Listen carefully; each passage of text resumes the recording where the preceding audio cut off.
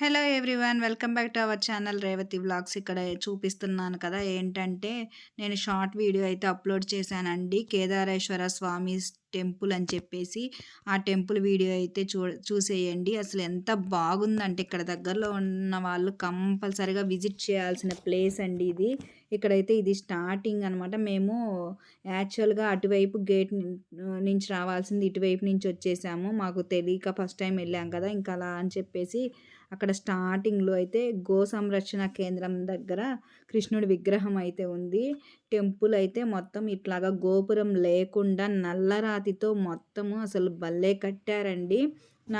ఇక్కడ ఈ మధ్య రీసెంట్‌గా కట్టినట్టున్నారు. ఇక్కడ మనకి ఇదండి దారి. స్టార్టింగ్ అయితే అసలు యాక్చువల్‌గా గణపతి ఉంటారనమాట. లక్ష్మీ గణపతి, రాజగణపతి అని 2 వైపులా గణపతి విగ్రహాలైతే పెట్టారు. హోమాలు అవన్నీ చేయించుకోవడానికి కూడా వీలుగా అయితే ఉన్నాయి.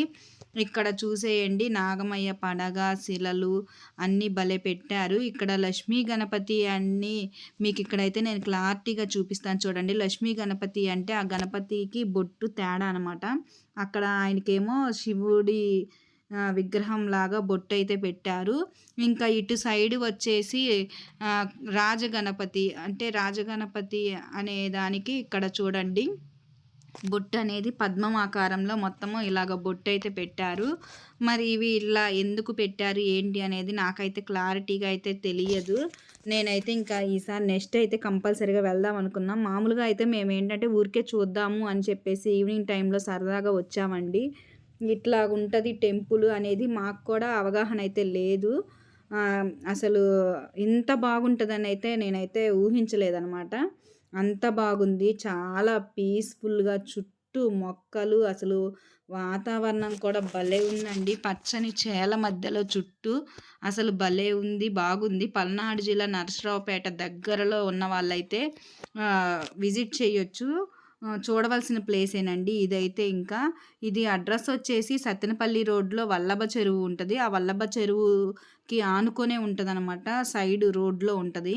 అక్కడ మీకు వల్లభ చెరువు రోడ్లో నుంచి లోపలికి వస్తే కనిపిస్తూనే ఉంటుంది, బోర్డు ఉంటుంది అనమాట. కేదారేశ్వర స్వామి టెంపుల్ అని చెప్పేసి.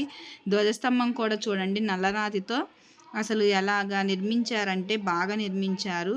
మొత్తం అన్ని శిలలు చెక్కినవేనమాట. ఇక్కడ చూడండి మెయిన్ గోపురం అనమాట. ఈ గోపురానికి గంట కూడా చూడండి ఎంత పెద్దగా పెట్టారో. గంట, స్టెప్స్ అవన్నీ అసలు ఎంత బాగుందంటే మొత్తం ఆ గోపురం చుట్టూ కూడా ఇట్లాగా అమ్మవారి శిలలు అయితే చెక్కున్నాయి. అటువైపు అయితే స్వామివారి శిలలు అయితే చెక్కున్నాయి అనమాట.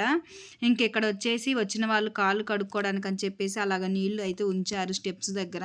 స్టెప్స్ కూడా చూడండి అసలు ఎంత వెరైటీగా అంటే అవి మనం ఎప్పుడు ముగ్గులు వేసుకోకుండా వాటిలోనే ఆ రాళ్ళలోనే చెక్కారనమాట ముగ్గులు కూడా. అసలు భలే వేశారు. అంటే కొత్తగా కట్టారు కదా, నిర్మాణం మాత్రం చాలా బాగా జరిగింది.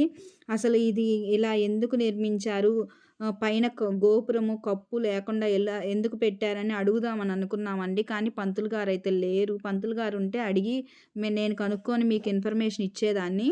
కానీ నెక్స్ట్ కంపల్సరీగా వెళ్తామండి. సోమవారం రోజు వెళ్ళి పూజ చేయించుకుందాం అనుకుంటున్నాము. ఇంకా మీరు ఇంకొకటి గమనించినట్లయితే శివలింగం పైన అయితే రాసులు కూడా మన 12 రాసులు రాసి ఉన్నాయండి. వృషభ రాశి, మేషరాశి, కర్కాటక రాశి, తులారాశి అన్ని రాసులు అయితే రాసి ఉన్నాయి. అవన్నీ అలా ఎందుకు రాశారో ఏంటి గుడి ప్రత్యేకత అనేది నేనైతే ఖచ్చితంగా కనుక్కుంటాను. ఇక్కడైతే సైడ్ కాలభైరవుడు, శివలింగము, నాగమయ్య పడగలు అవన్నీ ఉన్నాయి. ఇంకొకటండి కింద నేను ఇందాక మీకు గంట చూపించా కదా, ఆ గంటకి కింద అయితే ఇలాగ చూడండి పడుకొని సాష్టాంగ నమస్కారం చేసినట్లు ఇట్లా విగ్రహాలు ఉన్నాయి. మరి ఇవి కూడా అసలు ఎందుకు పెట్టారు ఏంటి అనేది అయితే నాకైతే తెలియలేదు. ఇక్కడ వచ్చేసి ఇంకోటండి నల్ల రాతి బండలు వేశారు. ఆ బండల మధ్యలో మనకి మట్టి, సిమెంట్ అలా వేయకుండా ఏం చేశారంటే గడ్డి పెట్టారనమాట, లాను. అవి అసలు ఎంత మెత్తగా ఉన్నాయంటే నడవడానికి కూడా వీలుగా బాగున్నాయి. ఇక్కడ ఆ స్తంభం కనిపిస్తుంది కదా, అది దీపాలు ఎక్కడంటే అక్కడ వెలిగించకుండా ఆ స్తంభం దగ్గర వెలిగించేటట్టయితే పెట్టారనమాట. అసలు భలే కట్టారు. తాబేలు చూడండి, తాబేలు దగ్గర మనం కాయిన్స్ నిలబెట్టడానికి, మనం కోరుకున్నవి కోరికలు కరెక్ట్గా నెరవేరడానికి అన్నట్టు అక్కడ కాయిన్స్ కూడా పెట్టారు. ఇంకా నాకైతే గుడి ఓవరాల్‌గా టెంపుల్ అయితే బాగా నచ్చింది. మీరందరూ కూడా ఎప్పుడైనా ఒక్కసారి విజిట్ చేయండి. చుట్టూ చూడండి మొక్కలు ఎలా కనిపిస్తున్నాయో. చుట్టూ మొక్కలు ఎవరు కొయ్యకుండా ఫెన్సింగ్ కూడా వేశారు. ఇంకా నీట్‌గా ఇంకా నాకు తెలిసి ఇంకా డెవలప్‌మెంట్ జరుగుద్దండి. ఈ టెంపుల్‌కైతే మామూలుగా అయితే జనం కూడా బానే వస్తున్నారు. ఫుల్ రష్‌గానే ఉంటుంది. ఖాళీ అయితే ఉండట్లేదు. మళ్ళీ మాకు తెలియక మేము అటు గేట్ నుంచి వెళ్ళాల్సింది ఇటు గేట్ క్లోజ్ అయ్యింది. ఇక్కడైతే ఇంకా గేట్ ఓపెన్ చేస్తున్నాము.